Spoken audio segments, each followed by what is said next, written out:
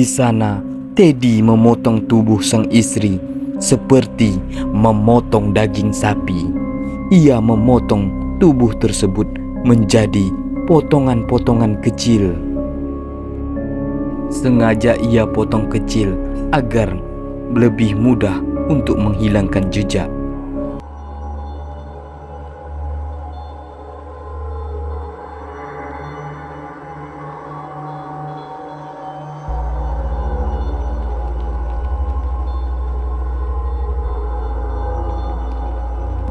Tak kuat dihantui arwah istri, Teddy menyerahkan diri ke polisi.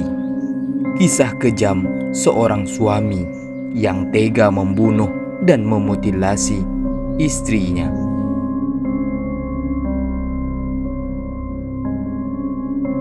Kisah ini berawal dari seseorang yang bernama Teddy. Ia mengaku telah membunuh dan memutilasi istrinya sendiri. Namun, ia menyerahkan diri karena tak kuat terus-menerus dihantui oleh arwah sang istri. Cerita didapatkan dari pengakuan Teddy ke polisi. Berawal cerita, sang istri bernama Made. Ia berasal dari Kelungkung, Bali, sedangkan Teddy blasteran Manado, Jerman. Semasa mudanya Teddy, ia tinggal di Surabaya. Menurut keterangan, Made ini memiliki wajah yang sangat cantik. Ungkapan ini diceritakan oleh sepupunya Made kepada wartawan. Ia menceritakan bahwa mudanya Made ini mirip dengan penyanyi Grand Simon di tahun 1980-an. Berawal kisah, Made ini merantau dari Bali ke Surabaya. Ia bekerja sebagai perawat di salah satu rumah sakit yang ada di Surabaya. Pada tahun 1990, Made dan Teddy bertemu di rumah sakit tempat di mana Made bekerja. Pertemuan itu berawal dari Teddy yang saat itu sedang sakit. Namun, ia dirawat di rumah sakit tempat Made bekerja. Saat itu, Teddy sakit. Ia sempat dirawat beberapa hari. Namun, perawat yang merawat Teddy ialah Made. Semenjak itulah mereka bertemu.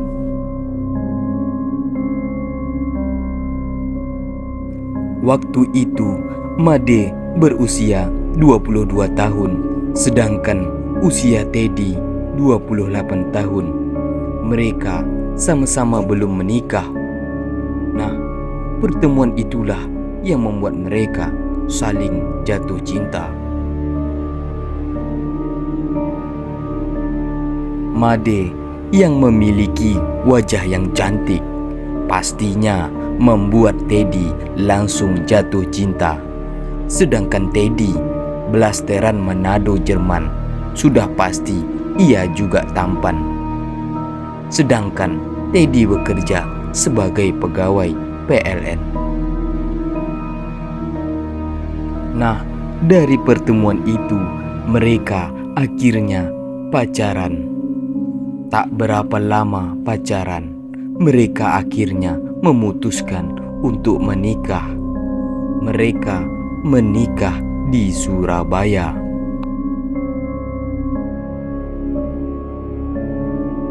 Semenjak menikah, Made memutuskan untuk berhenti bekerja sebagai perawat.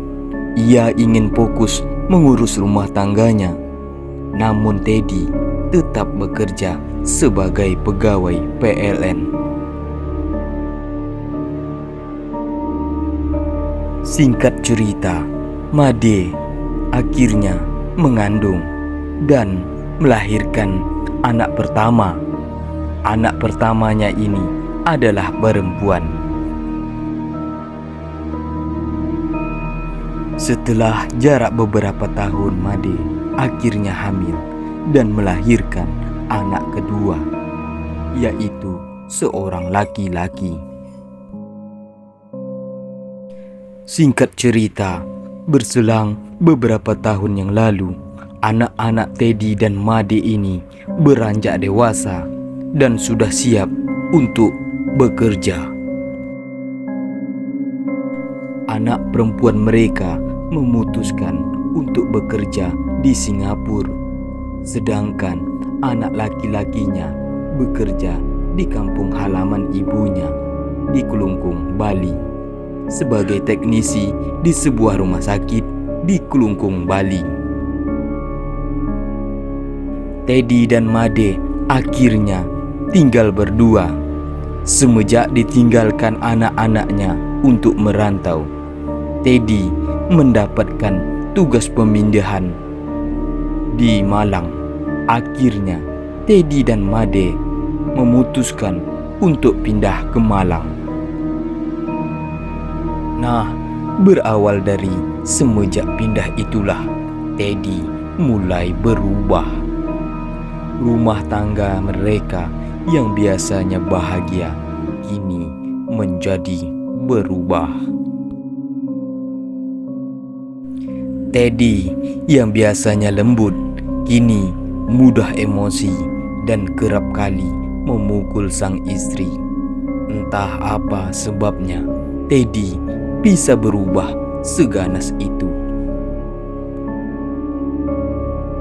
Namun, sang istri tetap sabar dalam menghadapi suaminya, meski sering ia dipukuli hampir setiap hari. Made bahkan tak pernah melapor ke polisi. Namun tetapi, kesabaran ada batasnya.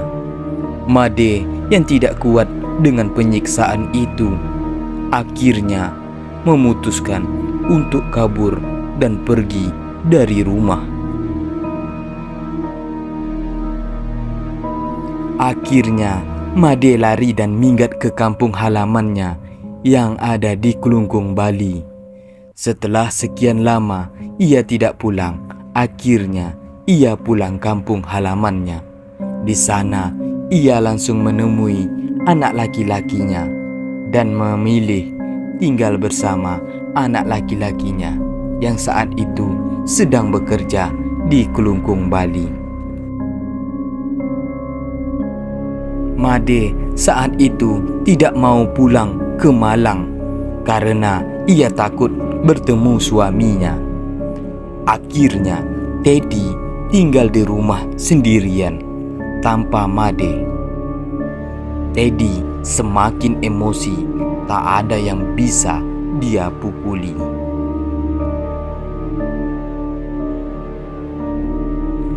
Hari-hari Teddy penuh dengan kesunyian, tanpa anak dan istri. Akhirnya Teddy pun memutuskan untuk menjemput dan membujuk istrinya untuk pulang ke Malang. Singkat cerita, Teddy meminta maaf kepada sang istri. Ia berjanji tak akan melakukan hal itu lagi. Karena rasa sayang, Made akhirnya mau mengikuti Teddy untuk pulang ke rumahnya di Malang. Akhirnya Teddy dan Made kembali tinggal bersama. Namun tetapi kebahagiaan itu tak bertahan lama. Hanya beberapa hari Teddy kembali berulah. Nah, dari sinilah awal tragedi pembunuhan itu terjadi. Waktu itu, pada pukul 9 malam, Teddy dan istri bertengkar. Teddy yang emosi akhirnya membenturkan kepala Made ke dinding hingga berdarah. Akibat benturan itu, istrinya pun tewas. Teddy pun mulai panik. Ia takut, tak tahu apa yang harus ia lakukan. Karena ketakutan itu, Teddy pun berpikir untuk memutilasi mayat istrinya agar tak diketahui oleh orang lain.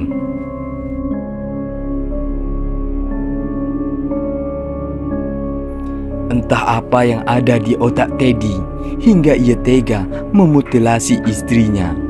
Teddy akhirnya membawa mayat istrinya ke dalam kamar mandi. Setelah mayatnya diletakkan di kamar mandi, Teddy akhirnya pergi mencari golok dan kayu. Nah, di kamar mandi itulah Teddy memutilasi mayat sang istri.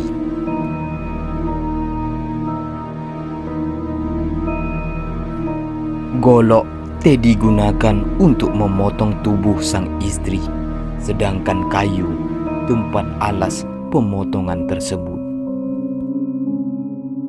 Di sana, Teddy memotong tubuh sang istri seperti memotong daging sapi.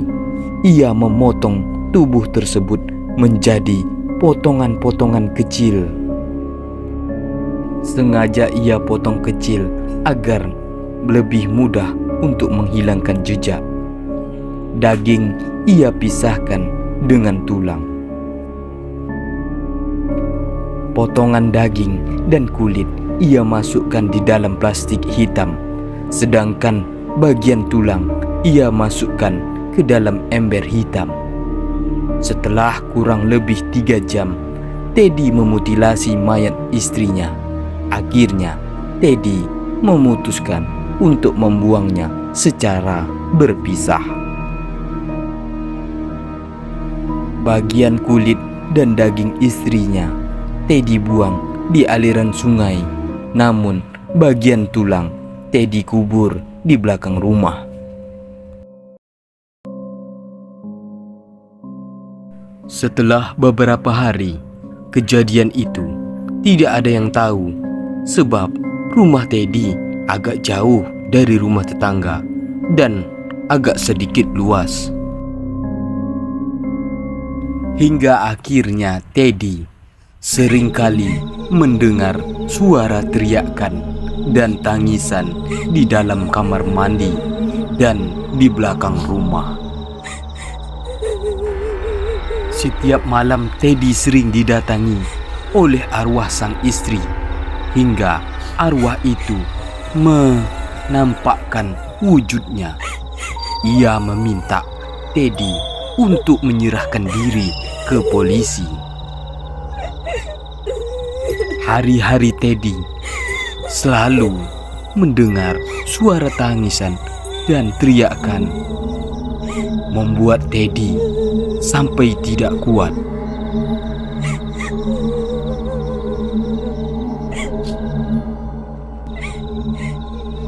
Karena tidak kuat, Teddy akhirnya menyerahkan diri ke polisi.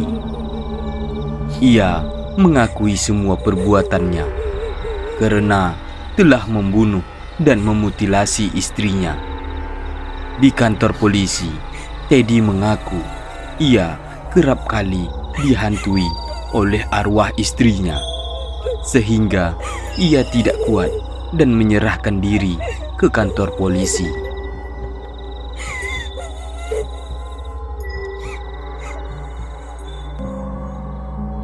Atas pengakuannya itu, polisi langsung melakukan otopsi ke TKP.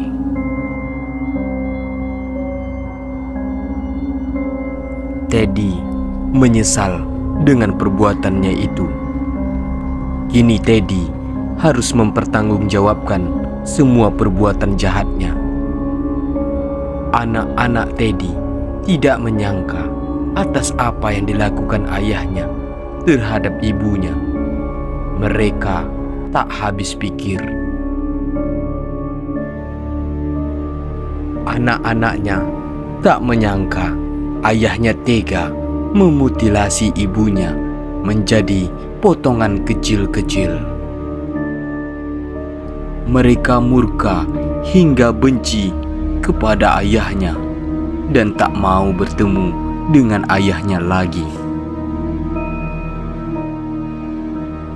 Kini tinggallah Teddy sendiri tanpa keluarga di dalam penjara. Itulah kisah Teddy, suami yang tega membunuh dan memutilasi istrinya sendiri.